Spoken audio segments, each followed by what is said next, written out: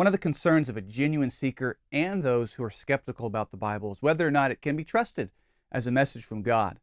This series of evidences of inspiration is intended to serve as an introduction to studying about the way that God gave us the Bible and why we can trust in the documents that we have today. Evidence is a commonly accepted aid to determine truth. Evidence number 2, the unity of the documents. Some may not consider Jesus or the Bible writers as reliable evidence. Such a person may ask about contradictions in the Bible where some passages are not consistent with others. An honest look at the Bible reveals a collection of documents without contradiction. And while people may take pot shots at the unity of the Scriptures, they usually aren't willing to study further than their skeptical barb can be thrown. The truth is, the unity of thought and the coherency across time is a powerful evidence that the Bible could not have been achieved by man alone. The conditions by which unity was achieved add significant credibility to this book being inspired from God. Consider the timeline of the Bible. The 66 books were written over a span of 1,600 years, yet flow with a unified message of redemption, God's love, and a call for faithful obedience. Consider the scribes who wrote down God's message. There were over 40 men inspired to write as God instructed. Some were kings, shepherds, prophets, or fishermen. They came from varied cultures and social positions, yet they wrote with one voice, the power of God. Consider the geographical location of the Bible. The books were written across parts of Asia, Africa, and Europe, yet are consistent in the universal message of hope. Consider the languages used to record the Scripture. It was written in Hebrew, Aramaic, and Greek, and yet translates beautifully into any language on earth. Consider the method of preservation. The Scriptures were preserved on paper scrolls, stone tablets, and parchments of animal skin. And even though these materials typically waste away with time, the Scriptures were preserved and copied to last beyond the materials and reach new generations. How could so many people from so many different cultures, places, and languages unite across almost 2 millennia to create an account of God's love for mankind? The evidence of unity points to a source greater than man. However, some may not be satisfied. Such a person may believe that the documents have been corrupted. One may ask how we can know that we have the same thing that was written down originally.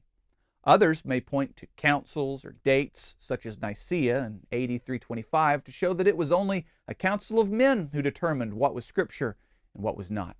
We don't have to fear councils, which only affirmed what God had already authorized. Nor must everyone learn Greek and Hebrew in order to understand the uniformity of the Scripture. The documents which we have today are additional evidence that demonstrates that the Bible is the inspired Word of God. Consider the evidence of quantity. As of 2015, there are more than 5,795 Greek manuscripts of the New Testament. There are also over 10,000 documents in Latin, a contemporary language of Greek, at the time that the Bible was written. There are 59 full New Testament manuscripts, and the average length is 500 pages, and all of these documents from different times and places all attest to the original message of the Bible. Consider also the evidence of quality. There is 138,162 words in the Greek New Testament.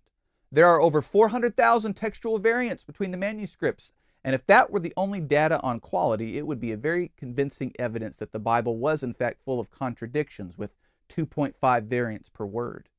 However, there is more than one piece of data, and this is where we get to go turbo nerd on the details.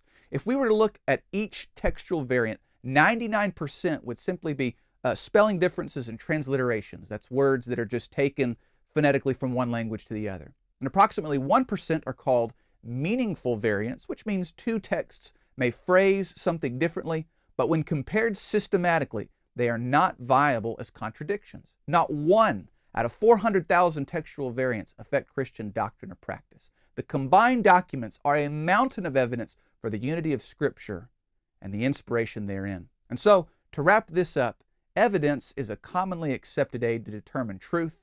The evidence for God's inspiration of the Bible can lead an honest heart to determine that the Bible is truly the divine Word of God. The Bible's claim to inspiration is an evidence pointing to God. The providential unity of the Scriptures, the span of time, the number of scribes, the different languages and cultures, the various Surfaces preserved provides another evidence pointing to God. And the documents that survive to today also attest to the unity of God's Word through their quantity and their quality. Such wonderful evidence is faith-building. And if you're skeptical or unbelieving in the gospel of Jesus, what do you think about this evidence so far? The times in my life when I've been challenged the most, when my faith was pressed the hardest, it was during times like that these evidences were so helpful to me. And we're not even done yet. There's more evidences to come. So watch the other videos in this series. Always remember, God loves you very much, and I do too. See you next time. Hey, it's me again. Don't forget to subscribe to the various platforms that Pure and Simple Bible is available on. I host a podcast that airs new episodes on Mondays. You can listen for free on the website or any of these platforms. And I also try to put out weekly videos and scriptures via YouTube, Facebook, and Instagram. So please subscribe and sign up to receive updates for new content. So go check it out, and may God richly bless you as you grow in the way of Christ.